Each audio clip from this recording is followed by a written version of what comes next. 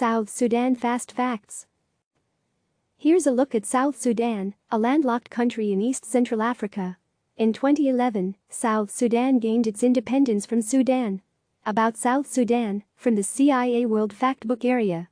644,329 sq kilometers, slightly smaller than Texas population.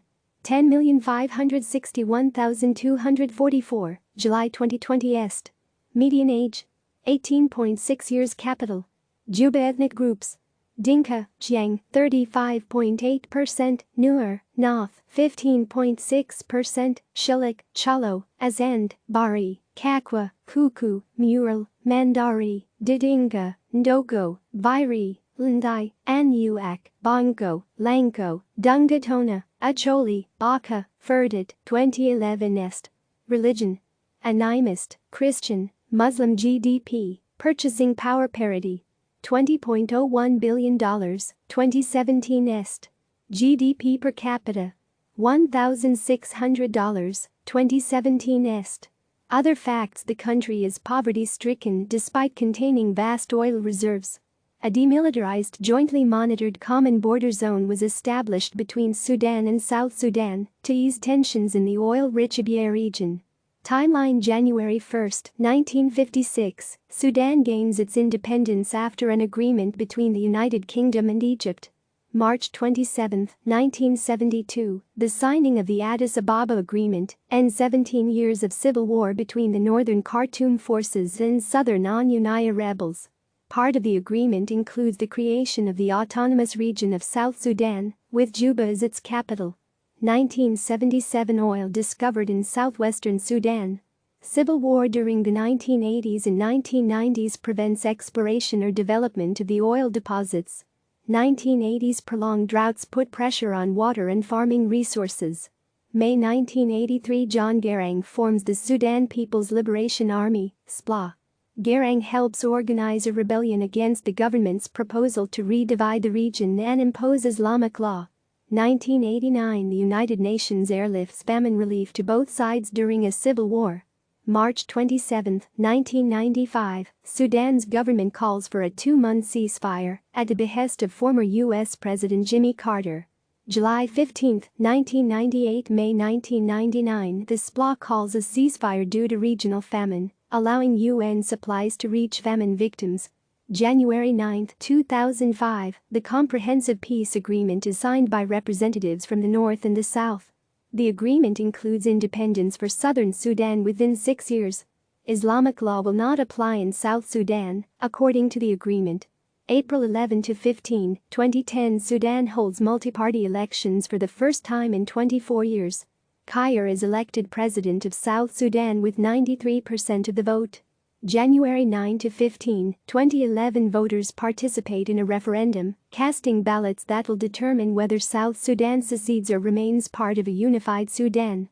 February 7, 2011, the Southern Sudan Referendum Commission announces that 98.83% have voted for separation. U.S. President Barack Obama declares Washington's intention to recognize South Sudan as an independent state in July, when the Comprehensive Peace Agreement is scheduled to end. March 2011, violence breaks out between soldiers and rebel groups.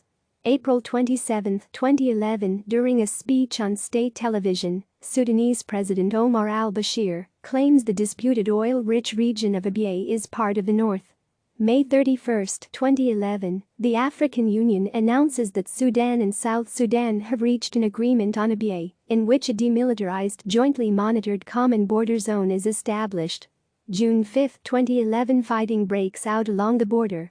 June 20, 2011, representatives from Sudan and South Sudan sign an agreement calling for the withdrawal of Sudan Armed Forces (SAF) from Abyei and for joint supervision of the disputed region.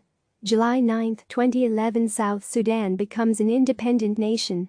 July 14, 2011, becomes the 193rd member nation of the UN. July 29, 2011, South Sudan is admitted to the African Union. October 9, 2011, in his first visit to Khartoum since South Sudan's independence, Kiir meets with Bashir to reach final solutions to address continuing differences between their countries. January 23, 2012, South Sudan shuts down oil production after accusing Sudan of stealing $815 million of its oil. Sudan claims it confiscated the crude to make up for unpaid fees to use the pipeline and processing facilities in its territory. February 10, 2012, during talks mediated by the African Union, Sudan and South Sudan sign a non-aggression pact aimed at bringing peace to the border region. May 3, 2012, Caire sends letters to more than 75 government officials and to 8 foreign governments in attempt to recover $4 billion allegedly lost to corruption. May 30, 2012, a spokeswoman for the UN peacekeeping mission confirms the full withdrawal of the SAF from the Abyei. Sudanese police forces remain in the area. September 27, 2012, Bashir and Caire sign a deal to resume oil exports and establish a demilitarized zone. The presidents do not reach an agreement on the status of Abyei. January 6, 2013, Bashir and Caire agreed to temporary arrangements for the Abyei region. March 8, 2013, defense ministers from Sudan and South Sudan sign an agreement to withdraw their respective military forces from the 14-mile-wide demilitarized zone between the countries. July 23, 2013, Caire dismisses his entire cabinet, including Vice President Riek Machar. December 2013, soldiers from President Salva Kiir's Dinka ethnic group clash with Nuer soldiers perceived to be loyal to Machar. Caire is a member of the country's majority Dinka population, while Machar is Nuer, the country's second-largest ethnic group. Fighting spreads, and in the ensuing civil war, at least 50,000 are killed, more than 2 million are displaced, and many people face severe food shortages. January 6, 2014, Caire and Bashir hold talks in Juba. April 17, 2014, militants attack a UN peacekeepers base in Bor, killing at least 48 people. August 26, 2015, under threat of UN sanctions, Caire signs a peace deal with Machar. October 27, 2015, the African Union releases a report indicating militants have committed such atrocities as forced cannibalism and gang rape. January 28, 2016, Bashir orders the opening of the border with South Sudan for the first time since the South seceded 5 years ago, the Sudan news agency reports. February 11, 2016, Caire reinstates Machar as vice president, part of a peace deal to end a 2-year civil war, according to a presidential decree read on state television. Machar is sworn in on April 26, 2016. July 7 to 11, 2016, fighting breaks out on the 5th anniversary of South Sudan's independence.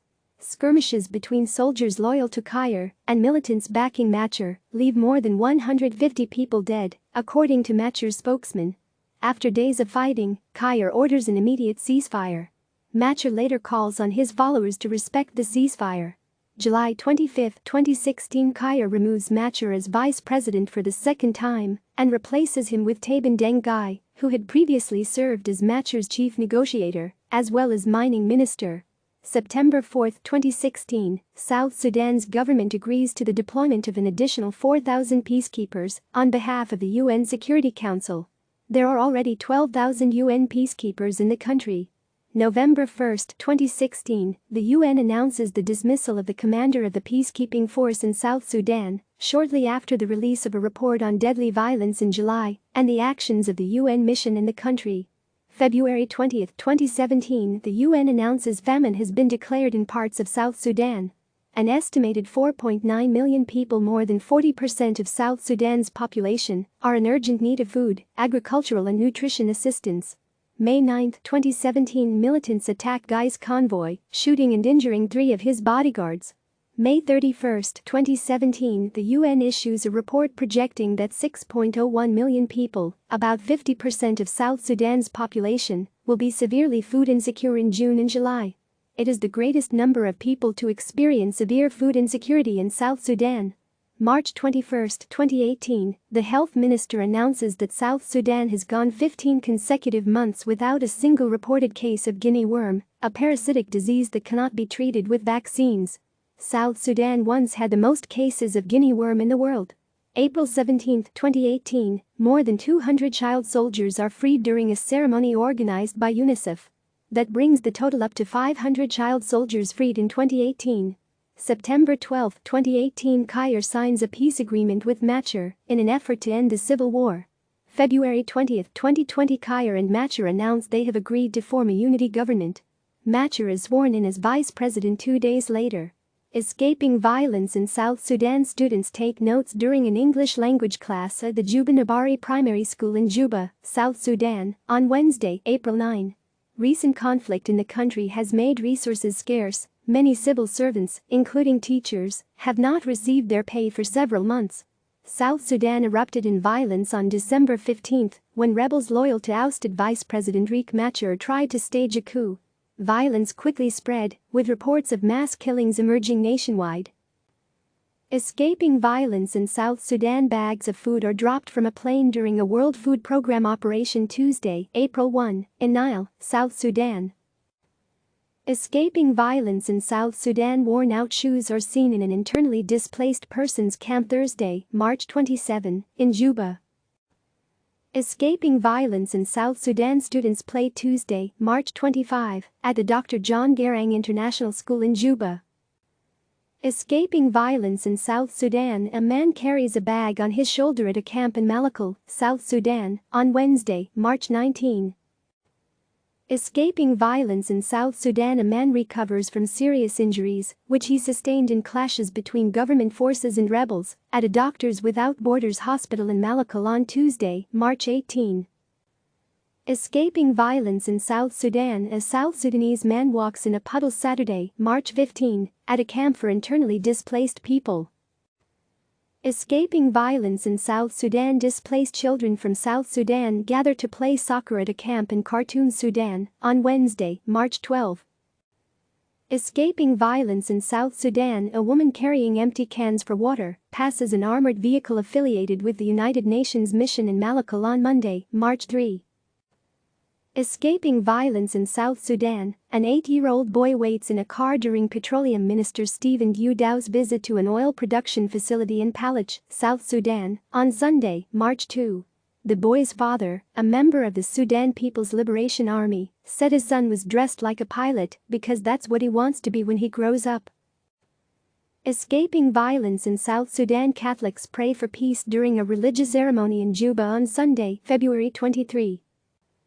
Escaping violence in South Sudan. People are silhouetted at dawn on Thursday, February 20, as they walk on the main road to Kuwait, South Sudan. Escaping violence in South Sudan. An inmate sits shackled to a tree Wednesday, February 19, in the courtyard of the central prison in Rumbek, South Sudan. Escaping violence in South Sudan. South Sudanese people from the Dinka ethnic group stand among cattle at a cattle camp in Yerel, South Sudan, on Wednesday, February 12. Escaping violence in South Sudan. A South Sudanese People's Liberation Army soldier patrols in Malakal on Tuesday, January 21.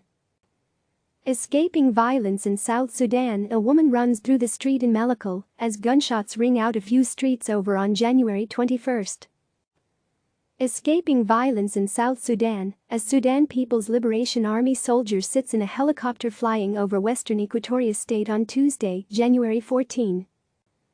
Escaping violence in South Sudan. A United Nations peacekeeper gestures as South Sudanese students wait to walk back to a camp for internally displaced people after taking an English exam at a United Nations base in Juba on Monday, January 13.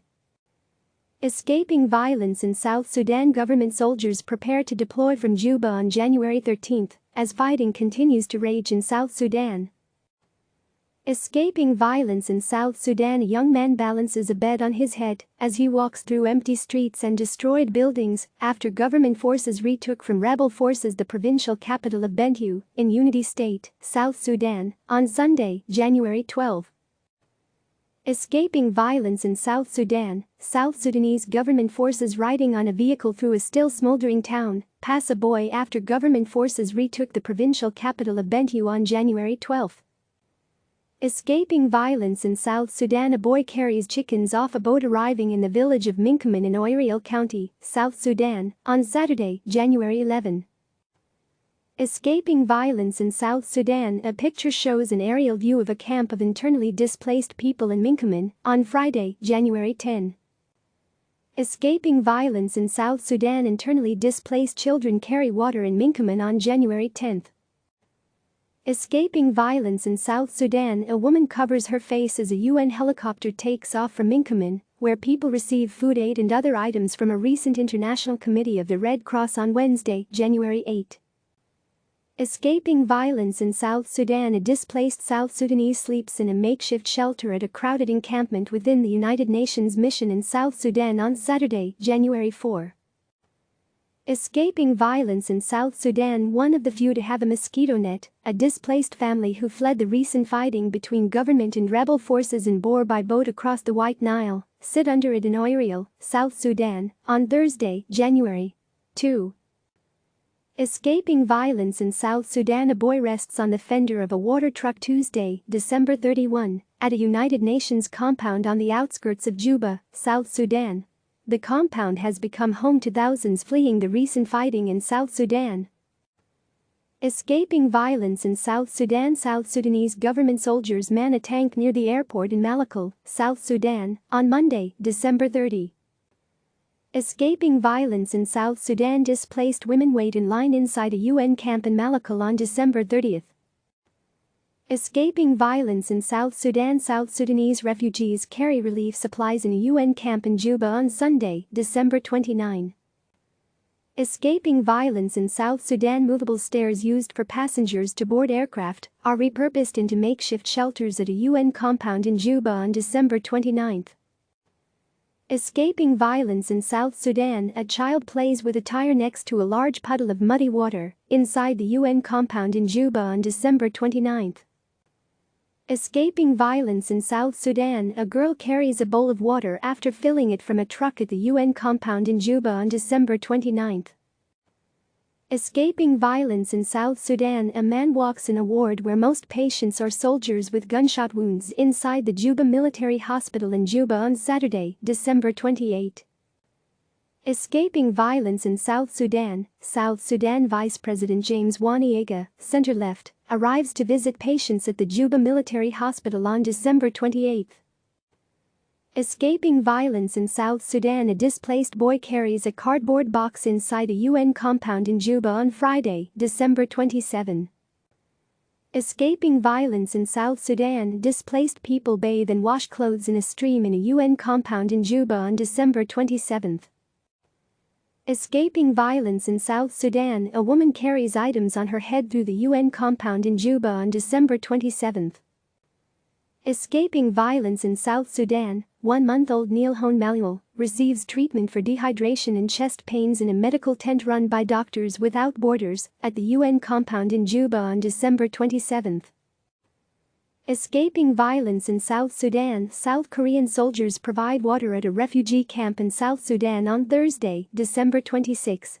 Hundreds of South Korean soldiers are stationed in the town of Bor as part of United Nations peacekeeping forces. Escaping violence in South Sudan, a mother displaced by recent fighting in South Sudan rests on top of her belongings in a makeshift UN shelter on Monday, December 23. Escaping violence in South Sudan, families seek refuge in UN camp warehouse on December 23. Escaping violence in South Sudan, people gather to receive emergency food rations from the World Food Programme at a makeshift camp on December 23. Escaping violence in South Sudan, the United Nations relocates non-critical staff from Juba to Entebbe, Uganda on Sunday, December 22. Escaping violence in South Sudan, a South Sudanese girl puts her family's laundry out to dry on a barbed wire fence at a makeshift UN camp in Juba on December 22. Escaping violence in South Sudan, the World Food Programme distributes food for displaced people at a UN compound in Bentiu, the capital of the oil-producing Unity State, on December 22. Escaping violence in South Sudan, South Sudanese women carry water at a UN camp in Juba on December 22. Escaping violence in South Sudan, people take refuge December 22 near a camp of Japan's Ground Self-Defense Force, which is part of the UN peacekeeping mission in Juba. Escaping violence in South Sudan, South Sudanese civilians take shelter at a UN mission on Tuesday, December 17. Escaping violence in South Sudan, South Sudanese civilians seek shade at the mission's base on December 17. Escaping violence in South Sudan, tens of thousands of civilians have taken refuge in UN bases in South Sudan. These civilians were photographed at one of the bases December 17. Escaping violence in South Sudan, a young child takes shelter at a UN base on December 17. Click subscribe to receive the latest news.